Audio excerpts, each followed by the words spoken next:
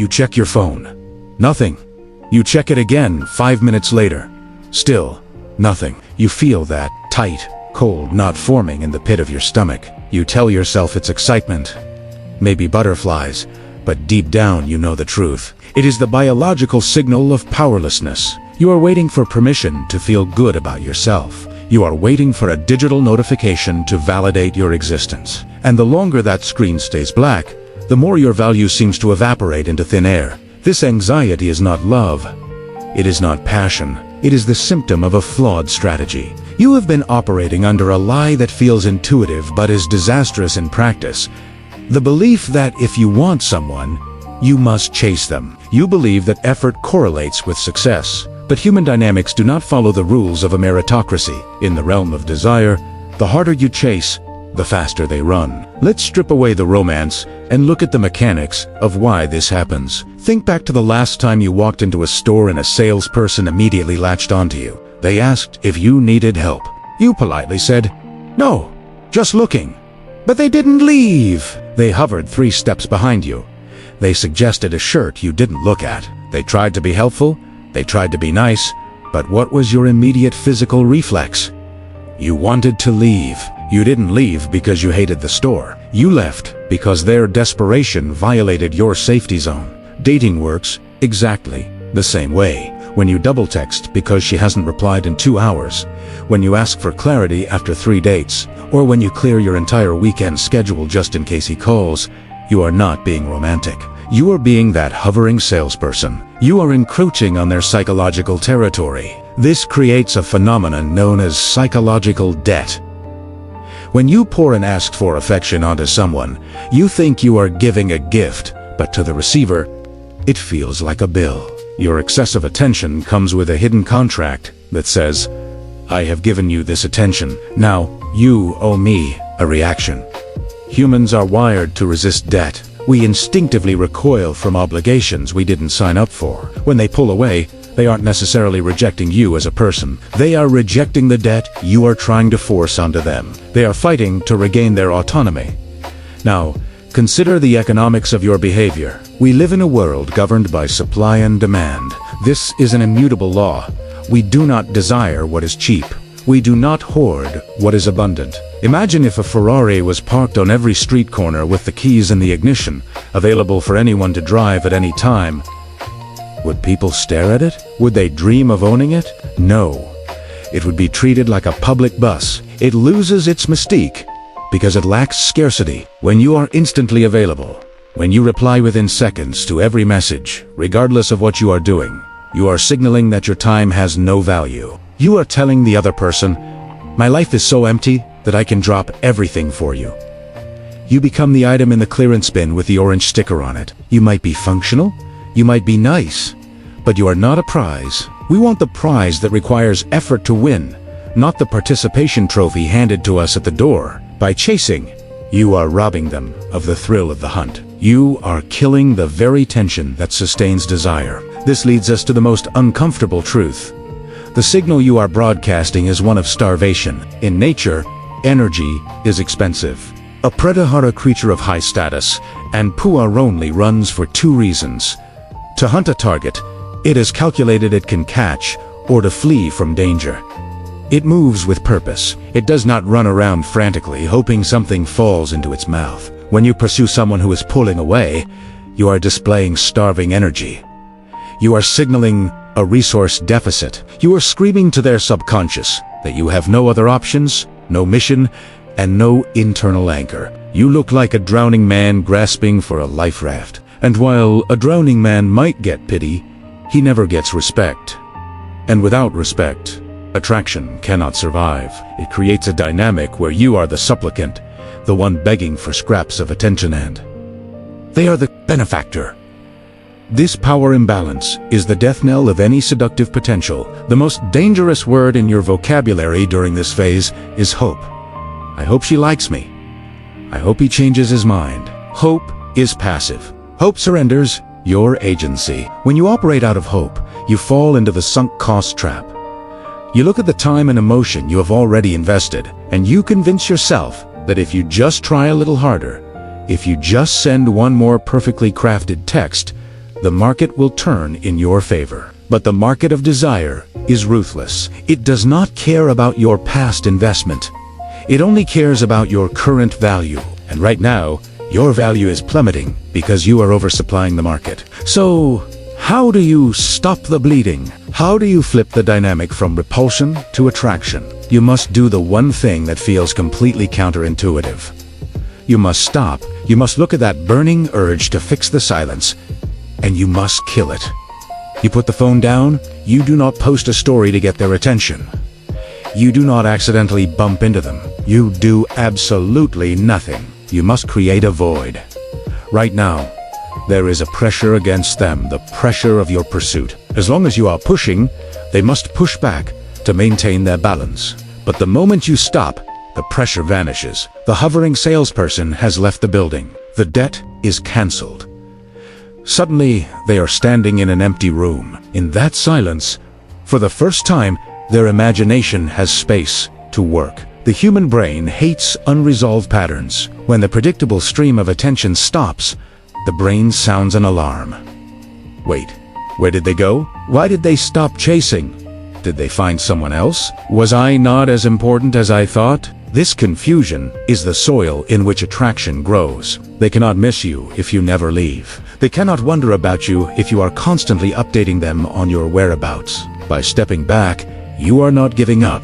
You are reclaiming your position on the chessboard. You are moving from the reactive state of the supplicant to the strategic state of the architect. You are preparing to build a structure where they come to you, not because you begged them, but because you have become something worth seeking. But stopping is only the first step. The silence is useless if you are just sitting in it, waiting. The next phase is about what you build in that silence. It is about restructuring your reality so that you are no longer the hunter or the prey, but the environment itself. So, you finally stop texting. You put the phone down. Good.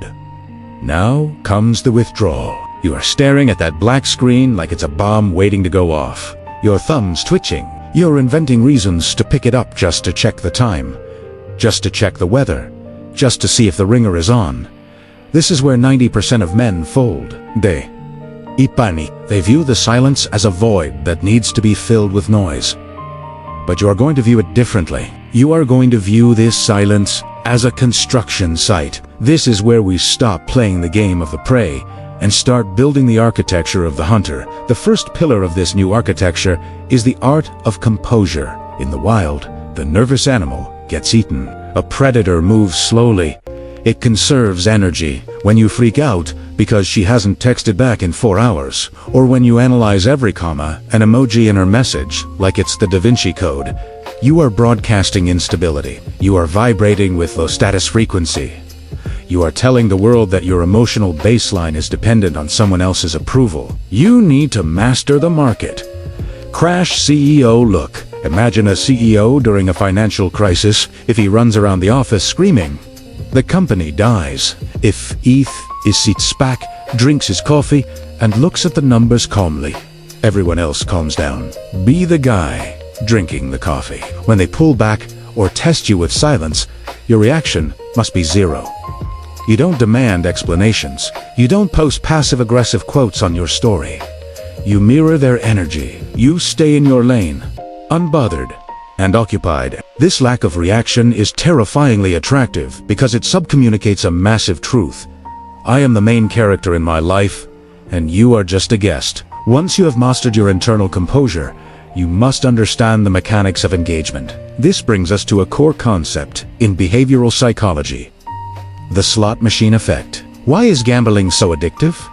Because you don't win every time. If a slot machine paid out $1 every single time you pulled the handle, you'd get bored in 10 minutes. It's predictable, it's safe, and it's boring. In your past behavior, you were that boring machine. You were always available. You always replied instantly. You were reliable to the point of being invisible. To become a magnet, you need to introduce variance. Be warm, be engaging, be fully present when you are with them, and then be gone. Have periods where you are unreachable. Not because you are playing games, but because you are actually busy building your empire. When your attention becomes unpredictable, it becomes valuable. They start checking their phone not to see if you replied, but to get the dopamine hit of when you might reply. You have turned the tables. You are no longer the one waiting for the jackpot. You have become the machine. But tactics are useless without a fundamental shift in mindset. You need to adopt the investor's mentality. You keep texting a dead thread for one reason. Sunk cost. You tell yourself, I've already invested 3 months in expensive dinners into this person. I can't walk away with nothing. So you keep investing, throwing good energy after bad, hoping the stock will magically rebound. A ruthless investor knows that a bad asset is a bad asset. It doesn't matter how much you spent buying it. If the chart is crashing, you sell. You cut your losses. You take whatever emotional capital you have left and you reinvest it in something that actually yields a return, like your body, your bank account, or your peace of mind. This ability to cut losses emotionally is what separates the hunter from the victim. The victim holds on to the rope until their hands bleed. The hunter knows exactly when to let go. This leads to the ultimate negotiation tactic, the one thing that gives you absolute power in any dynamic, the willingness to walk away.